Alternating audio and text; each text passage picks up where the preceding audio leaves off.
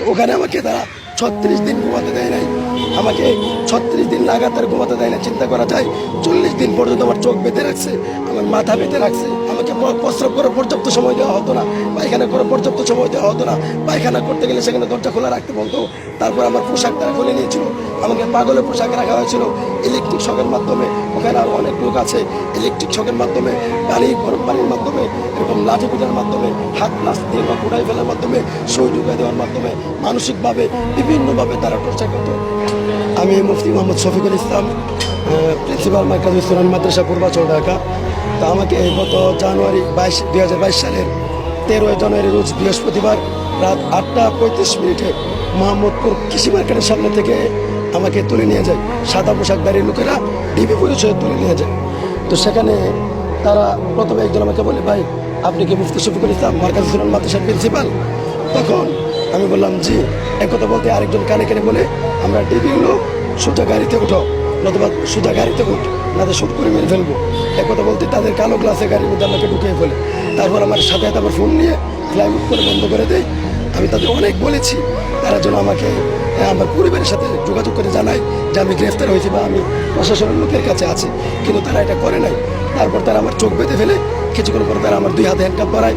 তারপর তারা আমাকে নিয়ে যায় এক জায়গায়, আমি আন্দাজ করেছি বা পরবর্তী সময় জানতে পেরেছি সেটা উত্তরা র্যাব 1-এর তত্ত্বাবধানে। যদিও তারা নিজেকে আমার সামনে ডিবি পরিচয় দিয়েছে, কিন্তু তারা র্যাব 1 ছিল। তারা র্যাব 1 অফিসে না, অফিস এক জায়গায়, আর টর্চার সেল অফিস থেকে আরেকটু দূরে। কারণ আমাকে জিজ্ঞাসাবাদ করা হয়তো টর্চার সেল থেকে, গাড়ি দিয়ে আয় নাই না, জিজ্ঞাসাবাদ করা হয়তো, টর্চার করা হয়তো। তো ওখানে আমাকে তারা 36 দিন ঘুমাতে দেয় নাই, আমাকে 36 দিন লাগাতার ঘুমাতে দেয় না। চিন্তা করা যায় 40 দিন পর্যন্ত আমার চোখ বেঁধে রাখছে, আমার মাথা বেঁধে রাখছে। আমাকে নিয়মতান্ত্রিক গোসল করতে দেয় নাই, নামাজ পড়তে দেয় নাই, তেলাওয়াত করতে দেয় নাই, আমার পর্যাপ্ত খাবার দেয় নাই, আমাকে আলো দেখতে দেওয়া হয় নাই, আমাকে কারোর সাথে কথা বলতে দেওয়া হয় নাই, আমার পরিবারের খবর দিতে দেওয়া হয় নাই, আমাকে প্রস্রাব করার পর্যাপ্ত সময় দেওয়া হতো না, পায়খানা করার পর্যাপ্ত সময় দেওয়া হতো না। পায়খানা করতে গেলে সেখানে দরজা খোলা রাখতে বলতো। তারপর আমার পোশাক তারা খুলে নিয়েছিল, আমাকে পাগলের পোশাক রাখা হয়েছিল ইলেকট্রিক শকের মাধ্যমে। ওখানে আর অনেক লোক আছে, ইলেকট্রিক শকের মাধ্যমে, গরম পানির মাধ্যমে, এরকম লাঠি পিটার মাধ্যমে, হাত প্লাস দিয়ে বা কুড়াই ফেলার মাধ্যমে, সই ঢুকাই দেওয়ার মাধ্যমে, মানসিকভাবে বিভিন্নভাবে তারা টর্চার করতো। তারা বলতো আমাকে পাগল বানিয়ে ফেলবে। আর আমি শুধু কান্না করতাম, আল্লাহর কাছে দোয়া করতাম, আল্লাহ তুমি আমাকে সুস্থ রাখো, তারা জানি না আমাকে বাঁচায় রাখো। তারা আমাকে তিনবার ক্রসফায়ার দেওয়ার জন্য নিয়ে গেছিল, তারা 3বার তারা আমাকে হত্যা করার জন্য নিয়ে গেছে, আমাকে ক্রসফায়ার দিয়ে মেরে ফেলবো। আমি তাদের হাতে পায়ে ধরে বলতাম আমার কী অপরাধ, আমি কী করেছি। তারা বলছে তোমরা রাষ্ট্রের বিরুদ্ধে ষড়যন্ত্র করো, সরকারের বিরুদ্ধে কথা বলো, সরকারের বিরুদ্ধে বক্তব্য দাও, সরকারের বিরুদ্ধে জুমার খুতবা দাও। আমি বললাম আমি তো ছোটো মানুষ, আমার তো এত পরিচিতি নাই, আমি এতটা ফেমাসও না, আমার কথায় কার কি আসা যায়। আমি আপনাদের এমন কী ক্ষতি করে ফেললাম, আমি তো কারো কোনো ক্ষতি করি নাই। আমি আমার জীবনে কাউকে বকা দেয় নাই, গালি করে নাই, কারো সম্পদ নষ্ট করে নাই, দুর্নীতি করে নাই, মিথ্যাচার করে নাই, কাউকে আঘাত করে নাই, কাউকে হত্যা করে নাই, কোনো ধরনের অপরাধ কারোর সাথে করে না। তারপরেও তারা আমাকে এরকমভাবে নির্মমভাবে অত্যাচার করে 40 দিন আমার চোখ বেঁধে রেখেছে। তারপর 40 দিন পরে তারা আমাকে আমার পোশাক পরতে দেয়।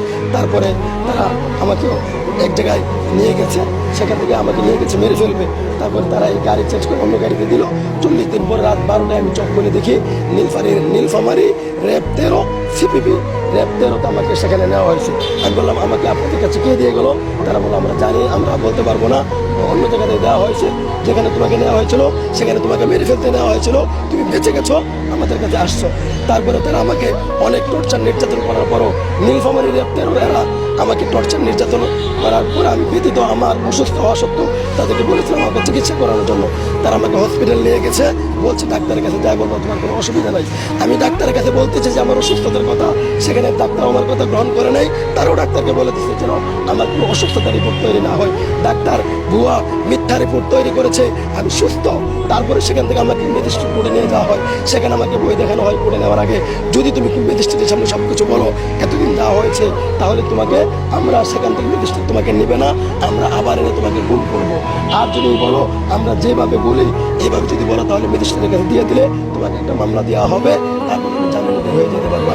আমি তাদের হাতে পায়ে ধরে বলছি স্যার যে কোনো মূল্যে হোক আমাকে বের হওয়ার ব্যবস্থা করুন, অথবা ম্যাজিস্ট্রেটের কাছে দেন। তখন তারা বলে ম্যাজিস্ট্রেটের কাছে যদি যেতে চাও তাহলে তারা কতগুলো কথা বলে দিয়েছে, এগুলো বলতে হবে, তারা বিভিন্ন অন্যায়ের কথা বলেছে, এগুলো স্বীকার করতে হবে। আমি চিনি না ওই এলাকা, রাস্তাঘাট কোনো কিছু চিনি না। তারপরে সেখানে ম্যাজিস্ট্রেটের সামনে আমাকে নিয়ে বলছে কোথায়, আমাকে বলছে গতকালকে তারা গ্রেফতার করেছে, গতকালকে তারা 40 দিন টর্চার করছে, এটা বলে নাই, গতকালকে তারা গ্রেফতার করেছে। তারপরে ম্যাজিস্ট্রেটের সামনে এই কথা বলেছে। আমি ম্যাজিস্ট্রেট আমাকে জিজ্ঞেস করলো এখানে তুমি কোথায় আসছো কেন? আমি বলছি স্যার আমি এখানে কোনো কিছু চিনি না। তারা আমাকে এভাবে তারা আমাকে ওই পরের ঘটনাগুলো বলতে দেয় না, দাঁড়ায় আছিল। তারপরে ম্যাজিস্ট্রেট আমাকে জেলখানায় পাঠায়, সেখানে অনেক কাহিনী, জেলখানার ভিতরে সেলের ভিতরে এখানে নির্যাতন করা হয়তো, প্রথমত কথা হলো লাঠিতে পিটানো হয়তো। আর আমাকে সবচেয়ে বেশি কষ্ট হয়েছে, আমাকে লাগাতার 36 দিন ঘুমাতে দেওয়া হয়নি, আমাকে দাঁড়িয়ে রাখা হয়েছে। একটা মানুষ এক লাগা 2 ঘন্টা 3 ঘন্টা 5 ঘন্টা দাঁড়িয়ে থাকলে তার অবস্থা খারাপ হয়ে যায়। 36 দিন আমাকে ঘুমাতে দেওয়া হয়নি, আমার মেরুদণ্ড ফেটে যাওয়ার মতো অবস্থা হতো। আমার মাথাকে 40 দিন পর্যন্ত টাইট করে মাথা রাখা হয়েছে। আর এর জন্য আমার যে ব্যথা তৈরি হয়েছে এখন পর্যন্ত আমার সেই ব্যথা আছে। আমি 1.5 বছর জেল খাটার পরে বের হয়েছি, 1.5 বছর পরে আজকে পর্যন্ত সেই ব্যথা আমার অনুভূত হয়। আমার সারা শরীর, আমি অসুস্থ হয়তো তেমন অবস্থা হয়ে গেছে, নিস্তেজ হয়ে গেছে, আমি ভালোভাবে হাঁটতে পারি না, একটা সিঁড়ি উঠতে পারি না। অথচ আমি অত্যন্ত পরিশ্রমী ছিলাম, কর্মঠ ছিলাম, আমি অনেক পরিশ্রম করতে পারতাম।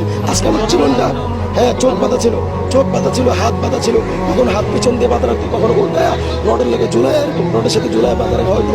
ওখানে যে ছোট ঘরটা, ওই ঘরটা একজন মানুষ শুধু দাঁড়ানো যায়, এর বেশি কিছু করা যায় না। হাঁটা চলা করা একজন মানুষ দাঁড়ানো যায়, বা চাইলে বসতে পারে, কোনোরকম শুতে পারে। এত ছোট্ট একটা কবরের মতো একটা ঘর, ওই ঘরের মধ্যে সেখানে রাখা হয়তো, অন্ধকারের মধ্যে রাখা হয়তো। ওখানে সবচেয়ে বড় কথা হলো যে মানসিকভাবে আমাদেরকে ব্যাপক টর্চার করা হয়তো, শারীরিক টর্চার করা হয়তো, আর আমাদেরকে এইভাবে বিভিন্নভাবে গালিগালাজ করা